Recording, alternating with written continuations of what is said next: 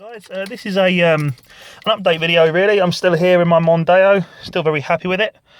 I just wanted to tell you, yesterday my EGR, right, delete pipe arrived yesterday. So what you do is you totally remove the EGR valve out of the car, as well as that weird cooling pipe that comes around the side of the engine. I don't know if that's what it's called, but I think it did say it. I'm not 100% sure. Anyway, I fitted it, and the problem I have now, as you can imagine, when I start the car, everything's fine. But when you start it, right, so if you can see on the dash, the engine management light is on. So we all know what it's going to be, you know. So just to let you have a little look, I'm going to show you how to remove that, how I remove that engine management light, and I'll show you what this pipe looks like. All right, so this is my delete pipe. It's in the car. What I've done, I've removed the cover so you can see, and there it is, guys. Nothing special, just a nice stainless steel pipe there, and it literally just screws onto the inlet, and that whole pipe has gone. There's nothing there now, and you put a blanker where that pipe would have gone, so you totally blanked it off.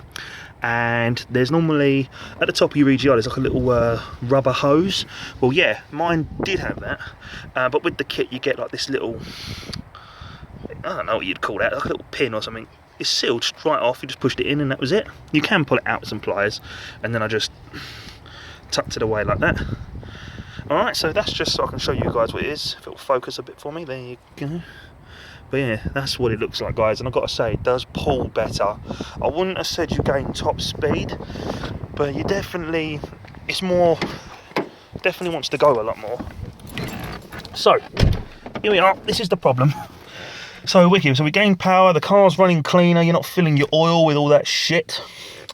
So now we've got this problem. So what I want to do, I just want to show you guys, other guys with the Mark III Mondeo or many other cars, I want to show you how I get rid of that instead of paying someone to come out and do it. So what I do, you get a crappy old laptop that was from whenever. It didn't even have Windows on it when I got it. It had something called Ubuntu, whatever the hell it is, but it works. Just plug it in the car through the cigarette lighter. Come with a DVD player, that power supply, and it just fits. Okay, so what you do, you need an OBD2 reader, which looks like this. This is a very, very cheap one off eBay. Used it a couple of times, never had a problem. Used it on many cars, and on the Mondeo, there's like this thing you pull down. I know it's very dark down there, but you pull it down and then just plug it in. It's almost like a SCART for an old TV.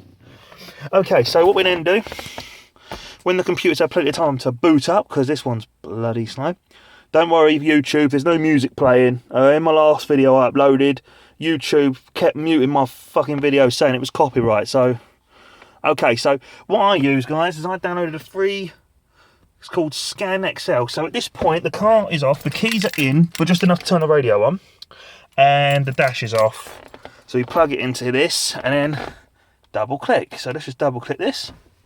I hope this comes out clear, guys. Okay. So yeah, it says here, you can see that. Oh, hold on. So you go, well, yeah, we'd like to connect, wouldn't we? It would help. So we go, yes.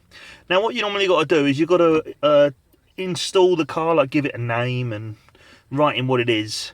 I think it's mainly for you, it's not really for the software. It's quite universal, this program, but it is only a free one. Okay, so what we do, we go connect. But I'm pretty sure before you do that, I think you may have to just, it's been a while since I've done this, well, I thought I'd use the opportunity and do a video, really. Okay, so that's like that. And then back to the old computer, connect. Opening OBD. There, the lights are blinking down there. Right, if you look, it's red. Can you see it blinking? Okay, back to the computer. It says here, once the phone out, you've just connected to the vehicle, which is what we want. Okay, so what we now want to do is right in front of us. We want to read the trouble codes. We want to find out what's going on with this. We know what the problem is because it wasn't there before I done it. So we click on it here, and then what we then do is we then would read trouble codes. Just make sure the ignition is like this. You haven't got to have the engine on. You know, you don't have to. So we'll read. There you go, boys and girls. If you look on there, we've got the check light. We've got here, come on phone, don't let me down. There we go. Gas, exhaust gas for circulation. Insufficient. Well, yeah, because I've blanked the bastard. Okay, so we know what that is. That's playing the EGR valve, which is what I've removed. So what we do, we click on it once, just to highlight it. And you can go here, clear trouble codes or extra info. So extra info. Now this is quite cool because it says here malfunction indicator lamp, yeah, which is the engine light. Okay, the distance travelled while it's activated has been 2,000 since it was last cleared. So I've done 2,000 miles since I last cleared it. Well, that's how long it's been active for, because I did just put the blanker in and that seemed to turn it on. But and that's how long it's been since I last hit clear. Okay, so if we just go close, I'm gonna hit clear. Okay, and if you look on there, it says that you're about to clear the diagnostic trouble codes. This will clear blah blah blah blah blah. This is all stuff really that we just looked at. It will just reset all the things we just saw. So what I'm going to do, as I push yes, well, we'll push yes, and the engine management light will go off. It'll probably stay on now because the car, you know, when it's like this, it won't. I mean, if I start it up, right. Okay, so we can see the engine management light is still there. Okay, so what I'm going to do, guys, I'm going to push yes on the touchpad. And while I push that, we're going to watch this on the dashboard and it's going to disappear, okay? So I'm going to count down, I'm going to push that button and that will fuck off. Ready? 3, 2, 1. Gone. Error codes back on the computer. Nothing there. If I tell it to read trouble codes, no trouble codes detected, no permanent codes detected, and nothing pending. Car is lovely. Got my lights. Everything's working. Okay, so you're all now going to say, yeah, all right then, mate, turn it off. Okay, well, we're turning off. Okay, so let's just disconnect this program first. I don't want to risk upsetting the ECU. So what we do, we just disconnect, closing OBD2 connection. We'll let it do its thing. Okay, well when it's done, unplug it from the bottom of the car, not the bloody computer. So just wait for it. It's out. Then just push it back up. Okay guys, so we're sitting here. Right, well, let's turn this off then. Car's off. Okay, we're all unplugged. Everything is off. Alright, so what we now do, we now plug it back in.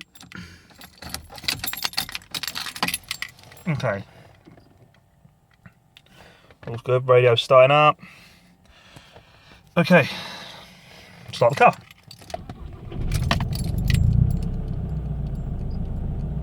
Not there.